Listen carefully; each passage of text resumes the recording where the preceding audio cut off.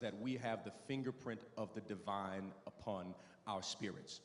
There is no doubt that there are people who are same-gender loving, occupying prominent places in the church. But for the clergy to hide with a quick, dismissive claim of poor biblical scholarship is as sinful as unthoughtful acceptance. When we make biblical claims without sound interpretation, we adopt doctrinal positions devoid of the love ethic. Deep faith may resonate in our position, but the ethic of love will always force you to re-examine and prayerfully reconsider your position.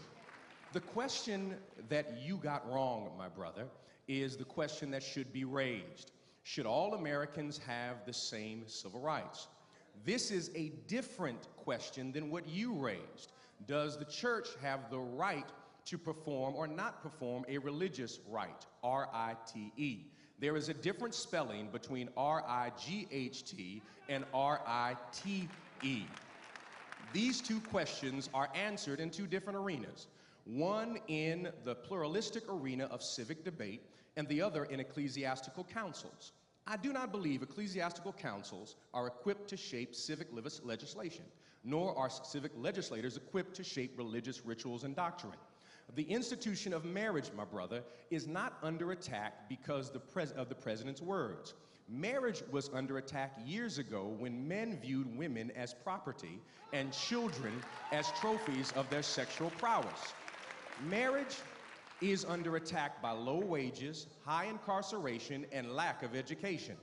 Marriage is under attack by clergy who think nothing of stepping outside of the bounds of marriage to sleep with quote-unquote preaching groupies.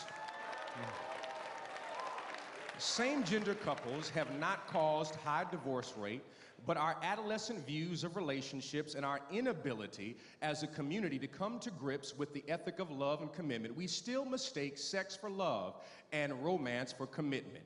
My father eloquently stated to a group of ministers the other day that our ancestors prayed for 389 years to get a president of color in the White House.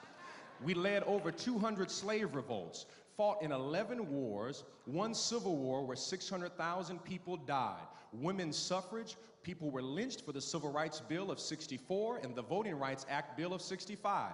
He stated his father never voted, and he rushes to the polls to pull the lever for every member of his family who was denied the right to vote.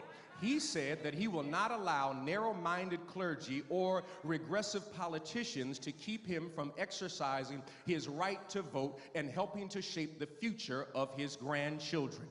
The economic crash, foreclosures, and attack upon health care were not caused by gay and lesbian citizens. Poor schools were not created by people who desire equal protection. We have much work to do to claim that the President of the United States must hold your theological position is absurd. He is President of the United States, not President of the Baptist Convention, not President or Bishop of the Sanctified Church.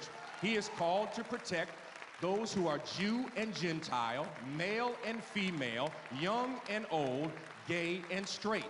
We as the church, if we dare steal away from the noise of this debate, will be able to hear the voice of the prophet to say that we are called to do justice, live mercy, and walk humbly with God.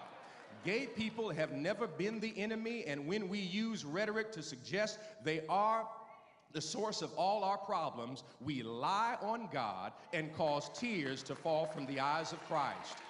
I am not asking you to change your position, but I am stating that we must stay in dialogue and not allow our personal emotional prejudices or doctrines to prevent us from clearly seeing the possibility of the beloved community. November is coming, and the spirits of Ella Baker, Septima Clark, Fannie Lou Hamer, A. Philip Randolph, James Orange, Medgar Evers, and Martin Luther King Jr. stand in the balcony of heaven raising the question, will you do justice, live mercy, and walk